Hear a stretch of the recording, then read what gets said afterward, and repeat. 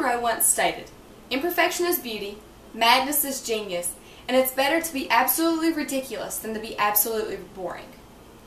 Marilyn Monroe dared to be original, beautiful, and noticed. In 1999, she was voted Sexiest Woman of the Century by People magazine.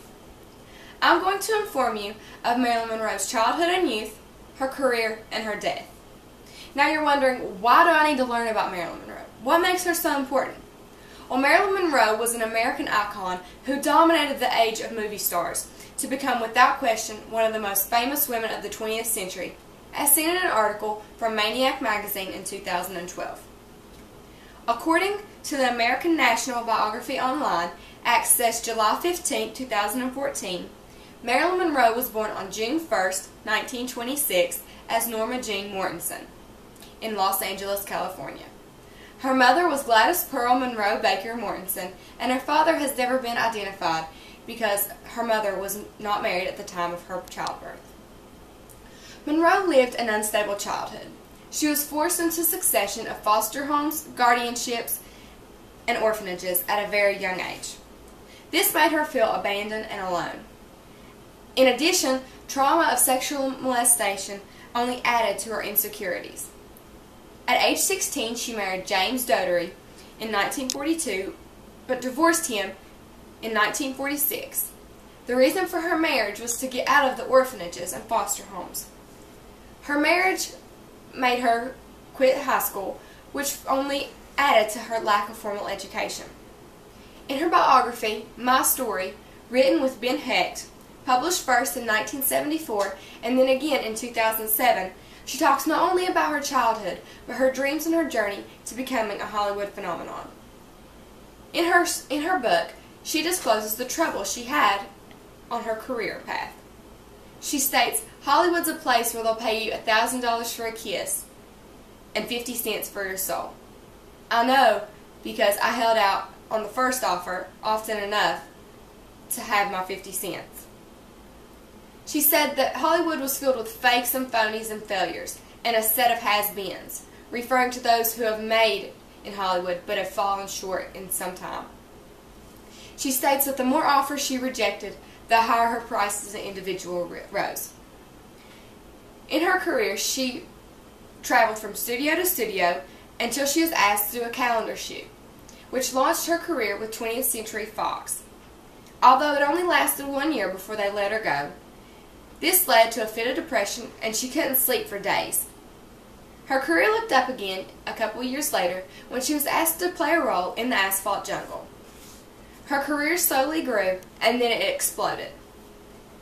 She was a part of many affairs during her time in Hollywood, but the biggest scandal by far was the JFK affair during his presidency.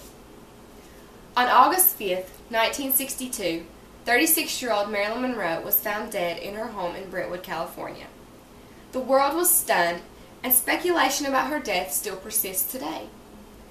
Her death was ruled an acute barbiturate poisoning by Dr. Thomas Noguchi from the Los Angeles County Coroner's Office, and listed as probable suicide, while others believed it to be a murder. He listed it as a suicide because her previous suicide attempts and her history of psychiatric care.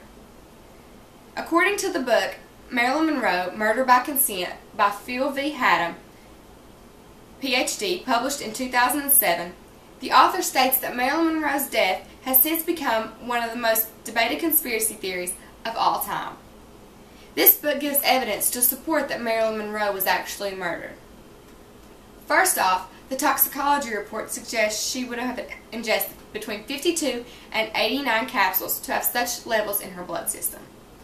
The doctor states that rarely does suicide victims have so much drugs in their system after death. Secondly, her red diary that she kept went missing the night of her death and resurfaced again in 1978 in the police organized crime division. It was proven to have combos with JFK and Robert Kennedy, and including very damaging information to the Kennedy administration. It has been reported that Marilyn threatened the Kennedys with its publication.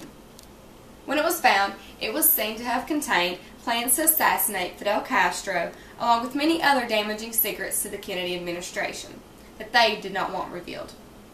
Haddam states in this book that Robert Kennedy instigated the plot for Marilyn Monroe to fake her suicide and assured her that she would be found in time to have her stomach pumped and resuscitated. However, he discloses that the FBI files had a quote from a telephone call from Robert Kennedy to Peter Lawford at the St. Charles Hotel in San Francisco asking, "Is she dead yet?" Growing up, Marilyn Monroe didn't have a good home life. She decided to set out and make her dreams of becoming a Hollywood phenomenon come true.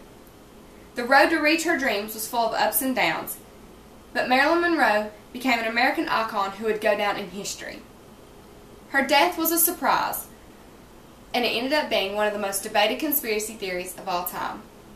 Marilyn Monroe once made a statement that was a testament to her life and the way she lived it. She said, "I live to succeed, not to please you or anyone else."